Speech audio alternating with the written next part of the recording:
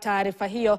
Na kwa hivi sasa mtazamaji, tutakuwa sasa tunaingia kwenye mada kama nilivyokuwa nimekueleza hapo awali. Hii leo tunazungumza ama tunajadili swala kuhusiana na uhaba pamoja na ufadhili wa chanjo za watoto. Kuna utata kwa hivi sasa humu nchini. Shirika la Gavi linadai Kenya jumla ya shilingi bilioni 1.6. Tayari kuna kaunti kadhaa ambazo zinakadiria uhaba huo wa chanjo. Ni kaunti ambazo hazitapungua kaunti 10.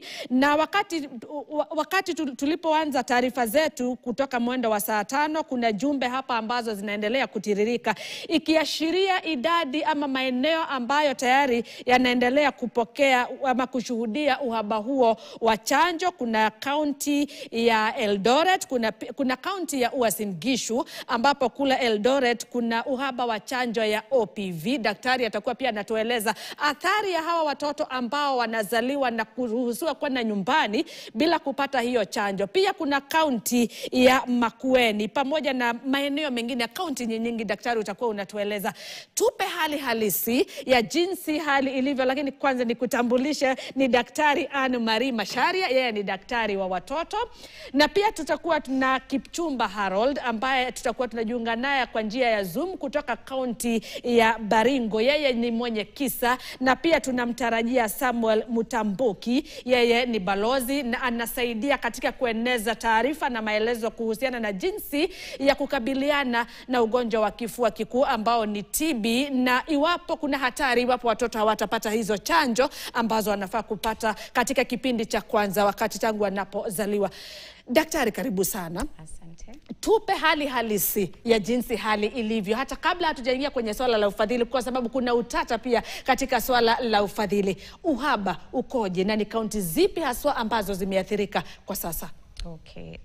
Vile umesema, majina yangu ni Dr. Anne-Marie Macharia.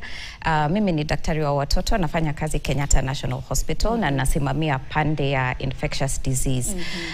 Kwa hivyo kuna yale maswali siwezi jibu kuhusu pengine vile kunaendelea kwa county, because hizo zinasimamiwa either by county government au by Ministry of Health.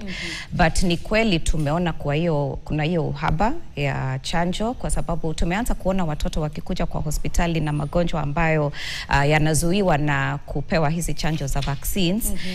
Na hatukuwa tunaona hivyo tuseme hata miaka 5 au miaka 10 imepita. Lakini maswali haswa ya kusema ni county gani zimeaffectiwa, I think hiyo mtu ambaye anafanya kwa Ministry of Health, hapo ndio I think Harold atakuwa pia anatusimulia jinsi hali ilivyo kule Baringo. Lakini wakati unaposema kwamba kama wewe kama daktari pale hospitalini katika hospitali ya rufaa ya Kenyatta, unasema kwamba kuna magonjwa ambayo mumeanza kushuhudia. Kuna wale watoto ambao wanafikishwa na wazazi kule hospitalini wakiwa na magonjwa fulani. Ni magonjwa ambayo hayakuwa yanashuhudiwa katika kipindi cha miaka kadhaa ambayo imepita. Ni magonjwa gani haya? Yale magonjwa tumeona yameongezeka sana ni kitu kama measles.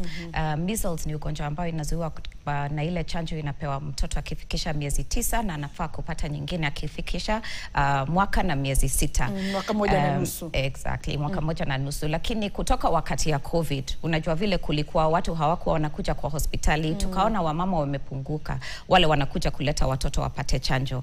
So kuna ripoti za county ambazo tunapima lile chanjo la 3 ile inapewa kwa 14 weeks because mtoto anaanza na chanjo zile anapewa anapozaliwa, alafu wiki 6, wiki 10 na wiki 14. Kwa hivyo ukitaka kujua vile tuna perform kwa pande ya kupeana immunization, tunaangalia hiyo chanjo ya 3 at 14 weeks.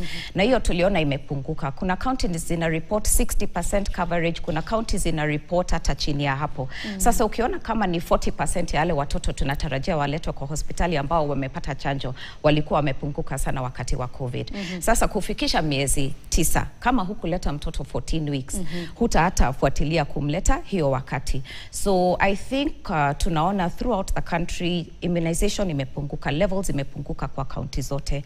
But kitu kama measles imeongezeka.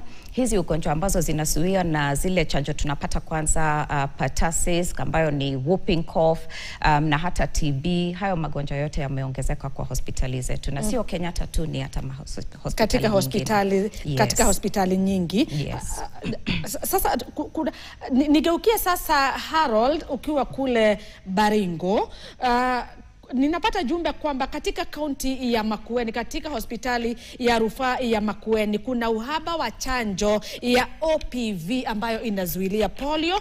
Kuna pia uhaba wa BCG, ni chanjo ambayo mtoto anapata katika kipindi cha kwanza anapozaliwa. Na pia idadi ya chanjo za BCG katika kaunti ya Makueni ambacho kimesalia hakitamaliza muda wa majuma mawili. Kipchumba Harold, ukiwa katika kaunti ya Baringo, hali ikoje? Tueleze.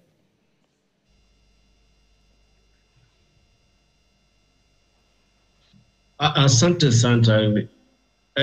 Katika kaunti ya Baringo, kwa mwezi mmoja unusu sasa, OPV na yellow fever haipo. Na katika siku chache zijazo, BCG pia itakuwa imetoka kwenye shelves ama haitapatikana katika hospitali. Kwa hivyo hali ni mbaya, na kutokana na upande wangu uchungu ni kuwa mtoto akikosa chanjo hizi katika nyakati unaofaa, hasa za kwanza miezi 6, miezi 14, inaadhiri kukua kwa mtoto. Kwa hivyo ni hali mbaya, tena mbaya sana, na ni hatari. Katika kila kipindi ambacho umesalia pale, unatueleza kwamba katika kaunti ya Baringo, katika kipindi cha mwezi mmoja sasa, hakuna ile chanjo ya OPV ambayo inasaidia kuzuilia ugonjwa wa kupooza ambao ni polio. Pia hakuna chanjo ya homa ya manjano ambayo ni yellow fever, na pia BCG, idadi ambayo iko kwa hivi sasa inatarajiwa kutamatika wakati wowote. Tupe kisa cha yule mama ambaye umeshuhudia amejifungua pale hospitalini, ameruhusiwa hata kwenda nyumbani, lakini mtoto bado hajapata chanjo.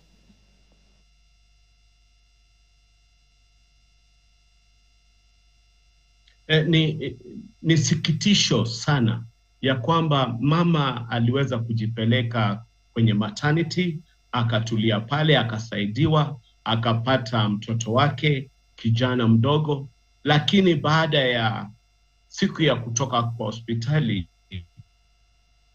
anaambiwa kuwa chanjo ya OPV hatapata, na akatoka. Sasa huyu mama, kwa maana ametoka kwenye hospitali kuu, anaelekea mashinani kule,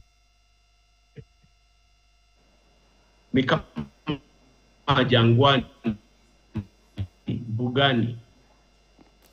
Hatakuwa na uwezo tena ya kutafuta jambo ambalo hamna mpango. Harold, kidogo kuna utata na sauti kutoka upande wa kwako, ama wakati fulani hakuna kufuata. Samahani Harold, kuna utata wa sauti kutoka eneo la kwako, tunakupoteza. Ningekuomba tutaweza kukupa mapumziko kiasi tu, sauti iweza kurekebika. Lakini sasa nitarejea hapa kwenye studio hapa na Daktari Anne Marie. Daktari, wakati sasa Harold anasimulia kisa hicho cha mama ametoka katika maeneo ya mashinani, anajifungua mtoto wake, anaruhusiwa kuelekea nyumbani kama mtoto bado hajapata chanjo. Hatari iko wapi? Kwa sababu hakuna uhakika kwamba huyu mama atafanikiwa kurejea hospitalini mahali alipojifungulia ama katika kituo kingine kupata hiyo chanjo. Hatari iko wapi kwa huyu mama, kwa huyu mtoto, pamoja na jamii anayoishi, kwa sababu huyu mtoto atatangamana na watoto wengine pamoja na watu wengine? Ni jambo ya kusihitisha sana, kwa sababu ukikosa hiyo opportunity ni ngumu sana mtu apate nafasi au hata pesa ya kurudi kwa clinic. Na pia faith yake kwa healthcare system ni kama watu sasa hawaamini healthcare system, kwa sababu umeenda kutafuta usaidizi na umekosa. So huyo mtoto sasa anaweza kupata hayo magonjwa yote ambayo yanafaa kuzuiwa na hizo chanjo. Na vile mmetaja, anafaa kupata hiyo chanjo ya OPV na pia afaa kupata BCG ambayo inazuia kifua kikuu, na inamaanisha akikosa kupata hizo chanjo alafu hizo chanjo zisipewe kwa hiyo wakati, anaweza kupata hayo magonjwa hata kama sio huyo mwaka wa kwanza wa maisha, hata baadaye ako bado at risk kupata hayo magonjwa. And then healthcare workers wengi hawajui kwamba kama huyo mama ameskip, ukimpata hiyo wakati ya kwanza unafaa kumpea chanjo zote zile amemiss. Na wako na woga, nikipea huyu mtoto chanjo zote, nitaanza na hizi za wiki 6, nitaanza na za wakati alipozaliwa, unaelewa? Sasa unapata saa zingine hata wakimpata wanakosa kuzipewa kwa sababu hawana hiyo ujuzi kwamba nikipata huyo mtoto hata awe na mwaka mmoja, nafaa kupea zile chanjo zote alikuwa amepata mpaka wakati huu. Ambazo alipata ama alikosa. Ningetaka utatueleza vizuri kwa sababu uko hapa kama daktari kutuelimisha pamoja na kumelimisha yule mtazamaji ambaye anatutazama. Iwapo mimi ni mzazi, nimempeleka mtoto wangu kwenye kliniki ama amepatana na huyu mhudumu wa nyanjani ambao wanafahamika kama clinical officer. Iwapo ananipata mtoto wangu ana umri wa mwaka mmoja, lakini hajapata chanjo, ako ndani ya kile kiwango cha hawa wanafahamika kama zero dose, exactly. Afanyaje sasa? Mtoto ako na mwaka mmoja, lakini hajapata hata chanjo hata moja. Okay, anafaa kupea huyo mtoto chanjo zote ambazo anafaa kuwa amepata mpaka huo wakati.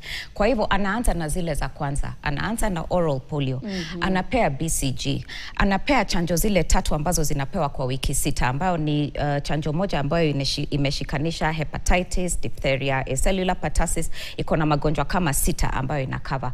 Anafaa pia apee rotavirus na pneumococcal. Unaona sasa hata ukiambia mama huyu mtoto wako nitamdunga mara 4 na tena kuna ile nitampea mdomo, tayari anaanza kusikitika. Kwa hivyo kama wewe hujiamini na unajua utazuia haya magonjwa yote, ueleze huyu mama mtoto wako kwa wakati huu anaweza kushikwa na magonjwa haya yote. Na mengine either mtoto ataweza kupata ugonjwa kali sana, tuseme kama kifua kikuu, inaweza kupea hata meningitis. Mtoto ambaye alikuwa anaongea, anatembea, anarudi nyuma, anakosa kufanya chochote.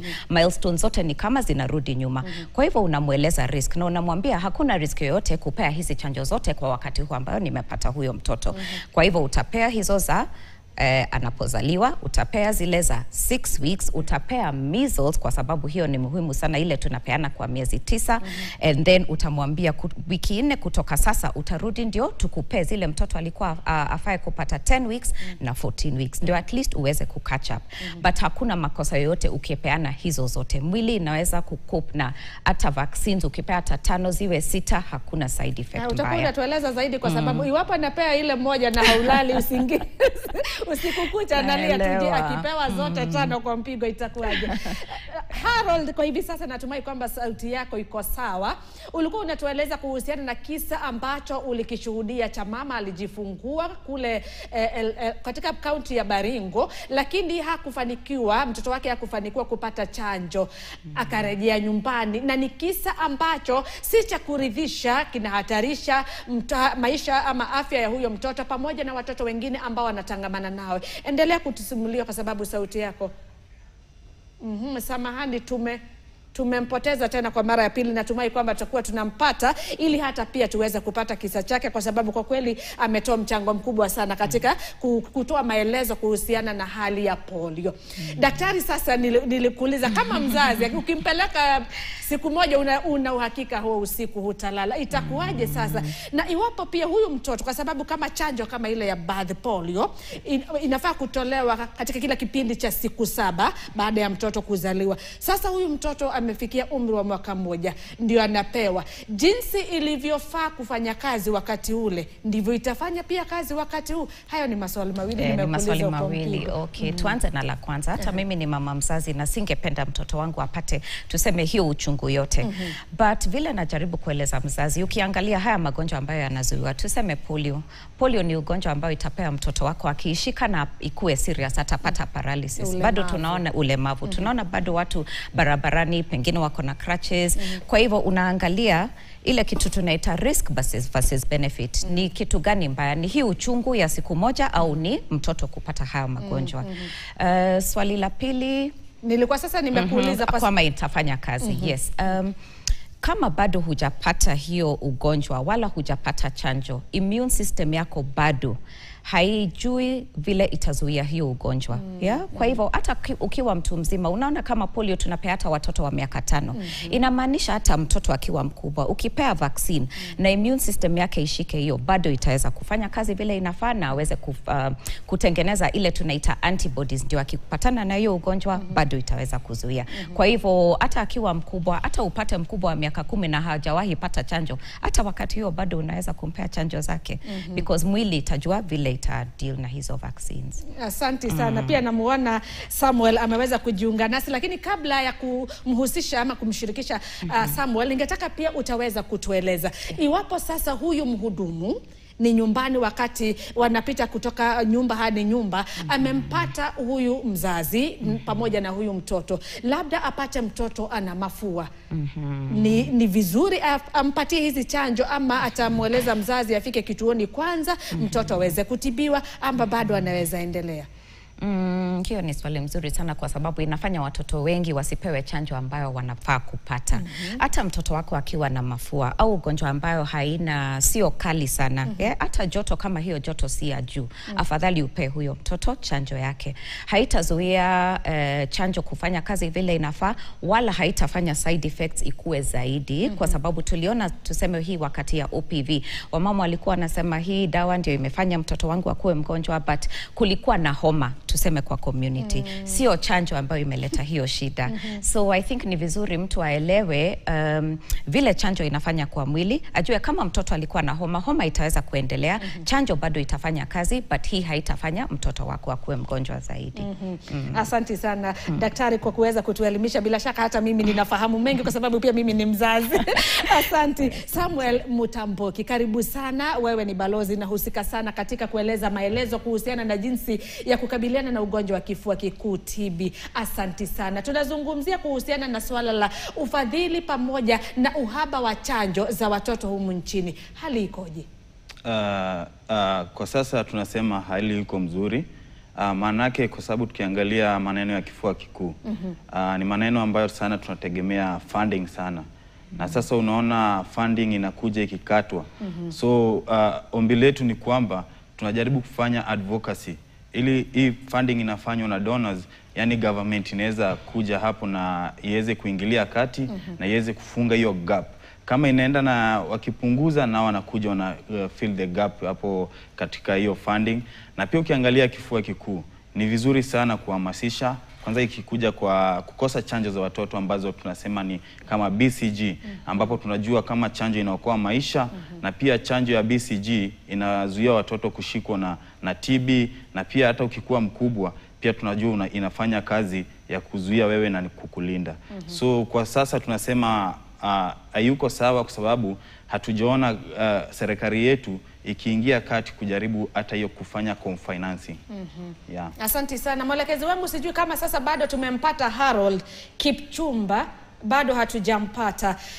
Sasa bado tuendelea, kabla tukikuwa tunamtarajia kujiunga pia na Harold Kipchumba tena. Daktari, pia ningetaka wewe kama daktari, ujuzi wako na ufahamu wako, ni magonjwa yepi ambayo watoto wako kwenye hatari iwapo watakosa hizi chanjo? Na athari iko wapi? Kwa mfano kama jinsi ulivyotueleza kuhusiana na ile chanjo ya ukambi measles, mtoto anafaa kupata akiwa na mwaka mmoja. Ni mwaka mmoja ama miezi 9 na mwaka mmoja na nusu. Iwapo atapata akiwa na miezi 9 alafu akose hii ya mwaka mmoja na nusu, kuna hatari? At least ni vizuri kama amepata chanjo moja. Tunasema hiyo dozi ya kwanza inaweza kupea protection kiasi ya 80%.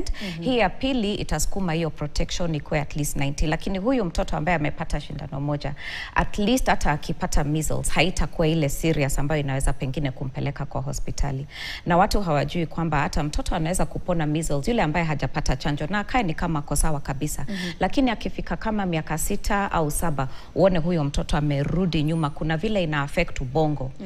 Inakuja inaleta kitu, unaona mtoto ambaye alikuwa anaongea anajipea chakula amerudi nyuma na hiyo kitu haina matibabu. So hakuna ugonjwa ambayo tunapea chanjo ambayo sio serious, but kitu kama measles, kitu kama kifua kikuu, tuberculosis ile tumetaja, kitu kama polio, hizo ni vitu ambazo zinaweza kuua mtoto. Lakini mtoto mchanga huyu wa wiki 6, unaona wiki 10, wiki miezi 3, hata haya magonjwa mengine yale tunazuia rotavirus ile inaleta kuharisha, pneumococcal vaccine ambayo inazuia pneumonia, Haemophilus influenza ambayo nilitaja iko kwa hii vaccine iko na 5 au 6 kwa chanjo moja, inaweza pia kuleta meningitis. Ni kama tumesahau haya magonjwa mengi kwa sababu chanjo zimekuwa zikifanya kazi vizuri. Sasa watu wengi hata watoto wao hawaendi hospitali hiyo mwaka wa kwanza. Lakini tukikosa kufund na kupea watoto chanjo, tutaanza kuona magonjwa ambayo miaka 20 ilipita ilikuwa inaua watoto. Kwa hivyo niseme hizi zote ni muhimu. Hakuna ile nitachagua nisema chukua hii usichukue nyingine.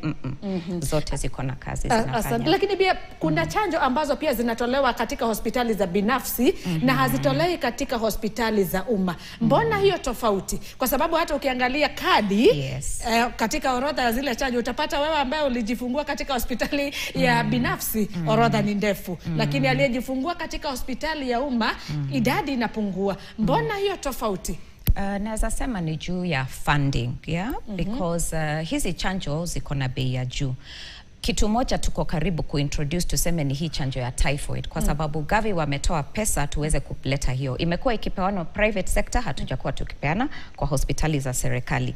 Kwa hivyo kuna vitu kama meningitis bado hatuja introduce, hiyo nimetaja ya typhoid. Alafu pia kupea watoto boosters. Unaona umeniuliza mtoto akipata 2 measles moja, ni nini itafanyika? Inamaanisha tumegundua kwamba vile miaka inaendelea hiyo immunity inaweza kupunguka. Inaweza kupunguka juu ya sababu gani? Tuseme immunity ya mtu malnutrition, unapata after 10 years ni kama immunity haiko vile tulipea huyo mtoto in the first year of life. So unaona kwa private sector tunapeana boosters ambayo inafanya antibodies za mtu zirudi juu. Kinga ya mtoto iko bora zaidi. Asante sana. Asante sana daktari pamoja na Samuel. Kufikia hapo mtazamaji, nachukua pumziko fupi mno. Baadaye tutakuwa tunarejea katika awamu ya pili ambapo sasa tutakuwa tunakita mizizi kwenye swala la ufadhili, nikitarajia pia tutakuwa sasa tunampata Harold Kipchumba kutoka kaunti ya Baringo.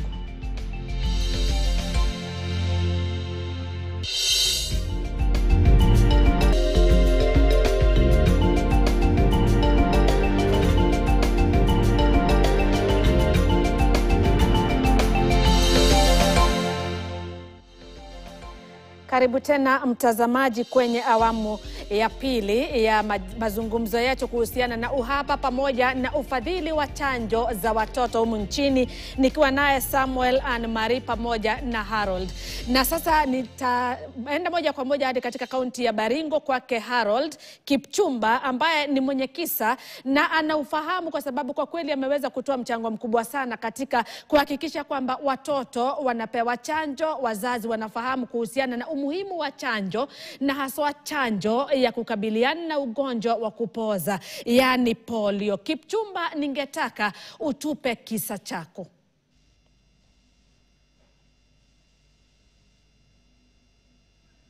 Asante. Mimi kwa sasa na miaka 60, nilizaliwa upande wa Baringo kaskazini, na baada ya miaka 4 niliweza kuambukizwa na ugonjwa wa polio ambao ulilemaza mwili wangu wote, na baadaye nikafanyiwa rehabilitation. Mwisho wake nikapoteza uwezo wote wa kutumia miguu yangu. Kwa hivyo tangu mwaka wa 4 mpaka sasa 62 nimeishi na ulemavu kutokana na polio. Katika maisha ya kuishi na ulemavu ni mambo magumu sana yanafanyika maishani. Kama mtoto mdogo huwezi kukua na kuweza kuwa na sehemu katika jamii ambaye pia ni wafugaji ambao ni lazima kutembea kutoka sehemu moja hadi nyingine, na wewe kama umekuwa mlemavu inakuwa ni shida kubwa.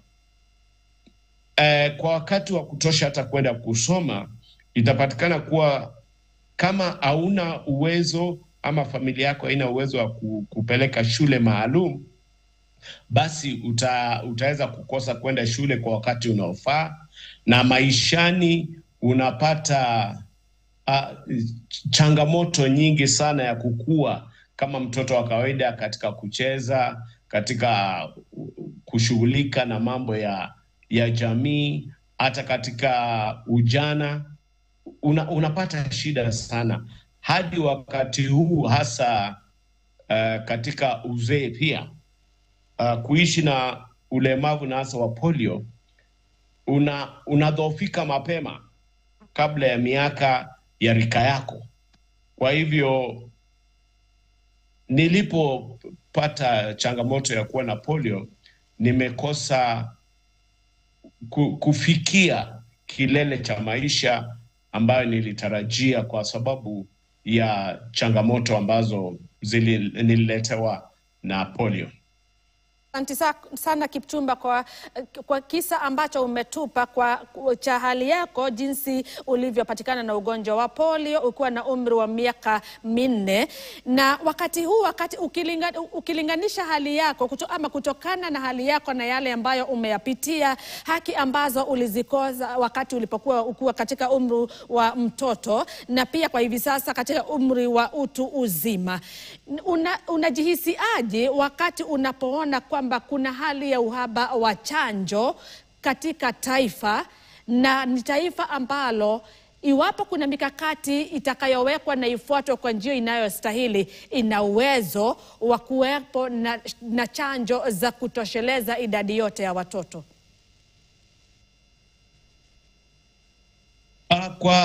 Kwangu mimi nikirudi nyuma katika miaka ya awali, niliweza kuuliza shida ilikuwa nini nikapata kulemaa.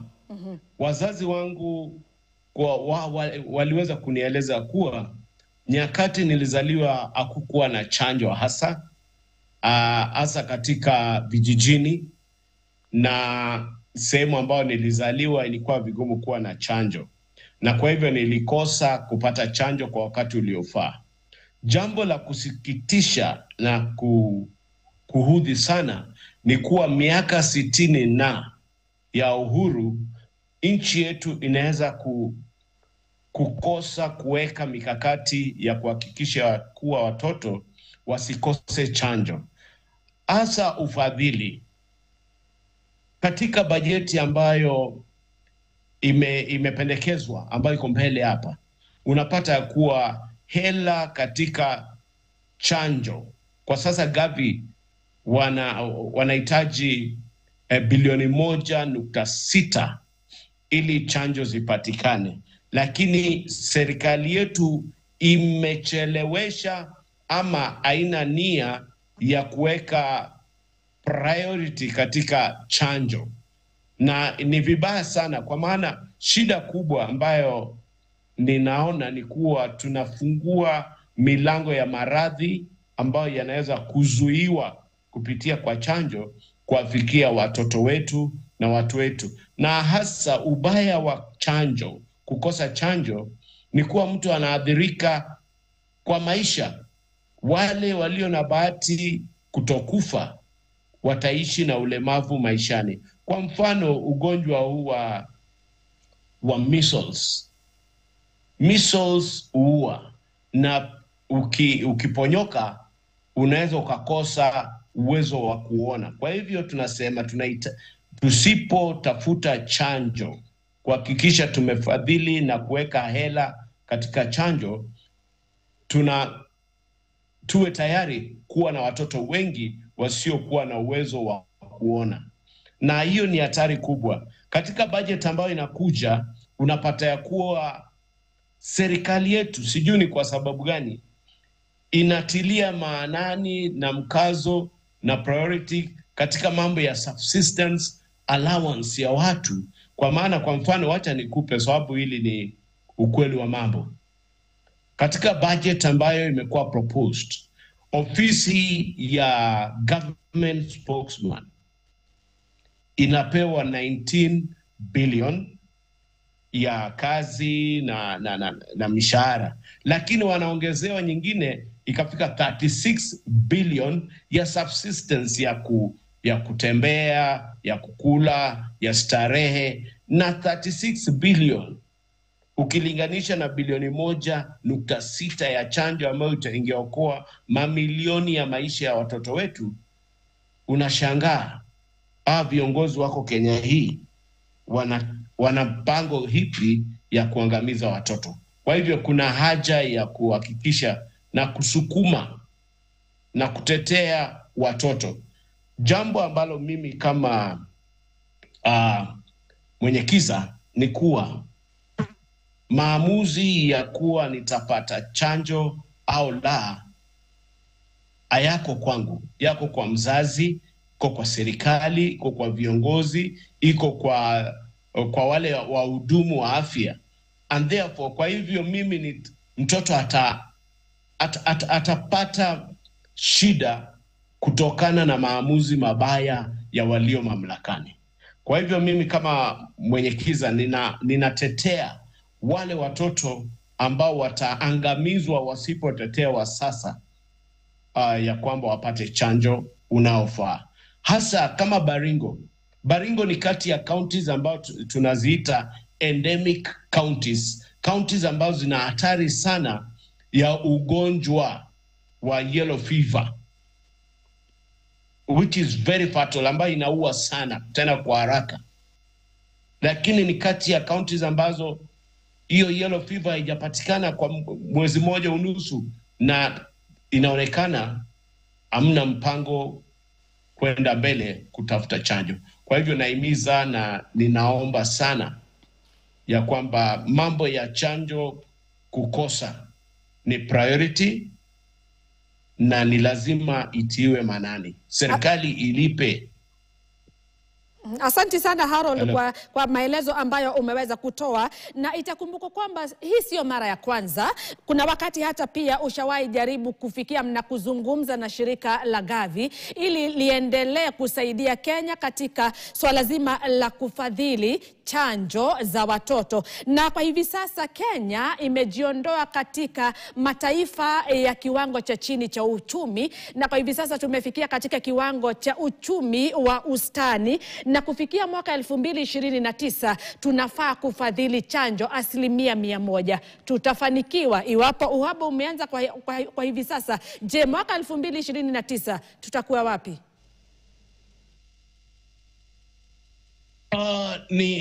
Ninaona giza mbeleni. Kwa maana kwanza, ni sababu gani tulijiondoa katika kiwango ambacho tulikuwa? Inawezekanaje wewe una kiwango fulani ya maisha, lakini ukajipendekeza, ukajiinua kufika kiwango ambacho haujafikia?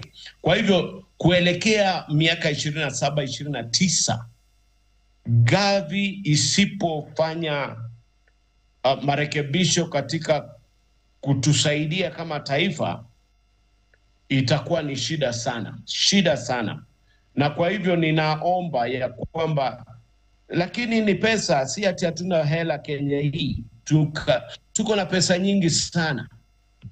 Tuko na hela ambazo zinachezewa. Na kwa mfano, wacha nikupe katika budget proposed ambayo inakuja, mambo ya baby food, chakula ya watoto, imewekwa duty 16%, lakini spare parts za helicopter zimetolewa duty. Sisi ni wazimu. Kuna kichaa mahali. Kwa hivyo ningependa kuomba hata Gavi watusaidie kwa niaba ya watoto wengi, mamilioni ambao huenda wakaangamia kutoka sasa. Asante sana. Asante sana Harold Kipchumba. Umesikia semi zake, anasema tuna kichaa, tuna wazimu. Wakati sasa inafikia kwamba hata kufikia mwaka 2029 tunafaa kujifadhili 100% ya chanjo za watoto, na kwa hivi sasa bado tuna deni la shilingi bilioni 1.6 kwa shirika la Gavi. tunaelekea wapi? Mbona tuna utata huu wa kufadhili chanjo, na kama jinsi Kipchumba ameeleza hatuna na shida na fedha? Ni kutenga hizi fedha kwa miradi inayostahili. Tuanze na wewe Samuel, shida iko wapi? Tutajinasua? Kujinasua tunaweza. Manake kwanza mimi na keti katika Domestic Resource Mobilization Champions Nairobi County, ambapo tulitrainiwa na Malteser through Global Fund na ilikuwa ni chini ya AMREF. So tulikuwa tunaanza ku-advocate na pia kushiriki katika public participation. Tunajua vile budget ya Nairobi inaenda, budget cycle. So tulikuwa tunahakikisha kwamba tumetuma mpaka memo. Ni kumaanisha vipi? Ni kumaanisha kwamba memo ambayo tunatuma ni tuna prioritize zile vitu ambazo za afya. Maanake afya ni uti wa mgongo wa nchi. Na pia ukiangalia kama sasa kuna food for education, ni kumaanisha nutrition pia ni foundation of health. So ukiangalia mtu akiwa na nutrition mzuri na magonjwa yatamshika sana. Na sasa ikikuja hapa hivi kwa co-financing, tunajua hiyo Gavi inatoka 2029. Na pia ni tukisikia former president Uhuru Kenyatta alisema tunapoteza bilioni 2. Na sasa Gavi inataka 1.6 bilioni 1.6. Ni kumaanisha hii ni pesa tunaweza. Ya kwanza tukipunguza corruption, inaweza kuwa hii pesa inaweza kuwa kuenda kwa Gavi na tunaokoa watoto kwa njia ya kuwapa chanjo, na pia tunaweza kuwa tunaprocure chanjo in advance. Yani unapata tuko na chanjo ya kutosha na pia chanjo ya hapo mbeleni, na pia tukiweka vile preservation measures za chanjo zetu hapa inakuwa ni mzuri. Maanake sasa kama Gavi itatoka 2029 na sisi tushaingia low middle income country, ni kumaanisha tumetoka low income tumeingia middle sasa. Tumeingia low middle. Hiyo middle income kutoka kiwango cha chini hadi kiwango cha wastani. Kwa wastani. Ni kumaanisha sasa ni tuna uwezo wa kuprokia. So tukikuwa na hiyo political goodwill na katika hizi public participation pia government iweze kubudget hizi pesa za kuprocure vaccine, chanjo in advance, inakuwa mambo itakuwa shwari. Asante sana. Sasa nigeukia kwake daktari, kwa sababu uhaba ndio huu tunao. Fedha ndi kuna deni la shilingi bilioni 1.6, na iwapo hata tutalipa leo kuagiza hizi dawa kutoka kwa Gavi inachukua takriban miezi 3, kumaanisha kwamba hata tukiagiza leo bado huu uhaba utaendelea kushuhudiwa. Tatizo kuu liko wapi daktari, kuhusiana na jinsi ambayo unaona mambo yalivyo? Shida ni nini kando na kutotenga fedha katika wizara kama katika mpango mzima wa chanjo? Shida iko wapi? Ni nini haswa? Tutajinasua vipi? Ni kutojua, ni mapuuza, ama ni nini haswa kinaendelea? Nitaunga mikono wenzangu, na asante Kipchumba kwa ile umetueleza kuishi na ugonjwa ya polio. At least wewe ulisurvive, na ni jambo la kuhuzunisha. Naona saa zingine kama watu wale wako kwa serikali either hawana watoto au kuna ile awareness hawana kwamba watoto wetu wakikufa au wakose afya mzuri, miaka ingine 20, miaka ingine 30, nchi yetu haitakuwa inakaa vile inakaa. Naangalia our youth, Gen Z, vile tuko na watu vibrant, wako very informed. Ni kwa sababu hao ni watu walikuwa na afya, hawakuwa na magonjwa, wameelimishwa. Sasa tuko na watoto hapa ambao hata chanjo zile za kwanza za kuwasaidia waishi hiyo miaka ya kwanza tunakosa kuwapea hiyo opportunity. So mimi kama daktari wa watoto, and even through our organization Kenya Pediatric Association, tunafanya advocacy nyingi kujaribu kueleza government na through the ministry kwamba hii ni kitu muhimu sana, na ni tu vile wamesema, either hatuna ujuzi au hatuna goodwill, because pesa iko na tukikuwa na priorities zetu tunaweza kujisimamia. Zile pesa tunatenga kwa hizi vitu zingine, zile zimetajwa kwa ofisi ya ameita ya spokesman, unaona. Sasa ukilinganisha na watoto wale wote wanaweza saidia na vitu zile ambao tunatenga hizi hela, ni kitu tunaweza fanya. Na I think pia dunia inabadilika, watu wale wamekuwa wakipeana aid nyingi, tunaona vile kunafanyika Amerika, tunaona vile kunafanyika hata nchi zingine. Hatuwezi kuendelea kusema tutaitisha dona, because hata dona anakuja hapa anaona kweli hao ni watu wako na uwezo. Kwa hivyo watu wetu kwa nini warudi kwa mfuko, wajinyime, watoe pela, na hizi hela zikifika huko hazisaidii wale wanafaa kusaidiwa. So sisi zote itafaa tufanye reflection, but hata tukichagua our leaders na wale wanatusimamia, tujaribu kuangalia huyu mtu anaona nchi yetu ikienda wapi siku za usoni. Asante sana daktari. Bado Kipchumba, nikirejea kwako, iwapo bado unanipata, natumai kwamba unanipata. Kulingana na jinsi mambo yalivyo, semi zinaendelea kutolewa, wanaharakati wanaofahamu kuhusiana na masuala ya umuhimu wa chanjo pamoja na madaktari na wataalamu wanaelezea jinsi iwapo hali haitarekebika, kuna hatua ambazo serikali pamoja na Wizara ya Afya imepiga haswa katika kukabiliana na polio pamoja na ukambi ambao ndio measles. Je, kuna matumaini kwamba tutaweza kujinasua na wale viongozi ambao wanafanya maamuzi wataweza kukaa chini na kubadilisha mambo jinsi yalivyo? Kuna nafasi ya kujinasua. Jambo tu ni kuwa sisi ambao tumeathirika na tumeangamizwa na magonjwa, na wazazi, nadhani ni wakati pia wazazi waamuke kwa niaba ya watoto wao. Hawezi kuwa tu wanaketi na hali ya watoto inahatarishwa. Kwa mzazi hasa, shida kubwa ya mzazi ni kuwa mtoto mmoja akipata ulemavu kwa familia nzima itahangaika na kulazimika kuslow down maisha yao. Na kwa hivyo tunaweza kujinasua, lakini viongozi lazima, serikali, rais wa Jamhuri ya Kenya afanye maamuzi ya haraka ya kutenga pesa katika kulipa deni ile na kuhakikisha kuwa afya ya watoto wetu inapewa kipaumbele. The problem ni viongozi, na pia jambo lingine ambalo limetuletea shida ni ugatuzi wa afya ambao haiambatani na ugatuzi wa fedha. Kwa mfano, kuna equipments imekuwa launch juzi na Mheshimiwa Waziri Duale. Zinafika mashinani, lakini hakuna follow up ya maintenance, hakuna trained personnel, hakuna watu ambayo wanafanya monitoring, na hata ukiwa na cold chain equipment na hakuna chanjo, haina faida. Very soon hizo equipments zitalipiwa na zitakwisha kabla ya chanjo kufikia watoto. Kwa hivyo lazima tuwe na county immunization programs ambazo ni lazima pia zitiwe maanani na iwe priority. I think maisha, nadhani nikimaliza tu, ni lazima serikali ijue ya kuwa maisha ya watoto wetu ni priority.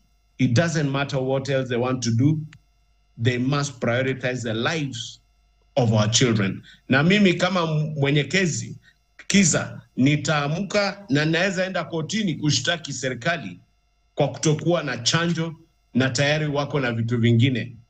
Asante. Asante sana Kipchumba, bila shaka umeweza kutueleza vizuri sana kuhusiana na jinsi na changamoto ambazo zipo, ni wapi ambapo serikali inaonekana inalegea pamoja na viongozi ambao wanafanya maamuzi. Na ameweza kumalizia kwa kusema kwamba hali ya afya ya watoto inafaa kupatiwa kipaumbele kwa sababu wao ndio pia wataendeleza uchumi wa taifa hapo kesho. Tuzungumzie tukimalizia, katika hizo chanjo kuna swala la TB. Je, kuna maelezo ya kutosha kuhusiana na TB kwa watoto? Tuanzie na Samuel, wewe kama balozi ambaye anajitokeza na kutoa maelezo kuhusiana na ugonjwa wa TB. Kwa kifupi ndio tumalizia na daktari. Kuna maelezo ya kutosha? Mimi nitasema maelezo ya kutosha iko.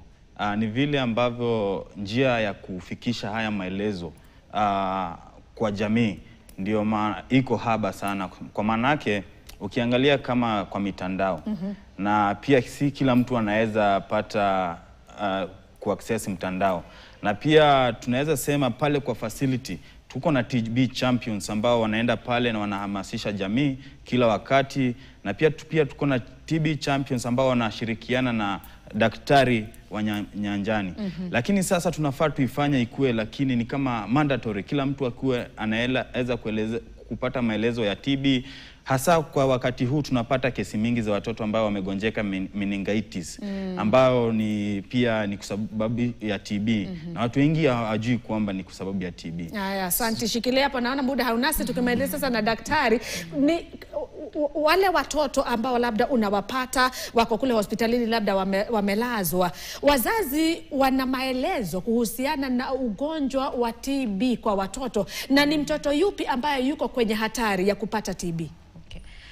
Sioni kama wazazi na hata clinical officers au tuseme healthcare workers wako na ujuzi ya kutosha juu ya TB, because naona watoto wengi ambao wanakuja wakati TB imekuwa very complicated and very serious.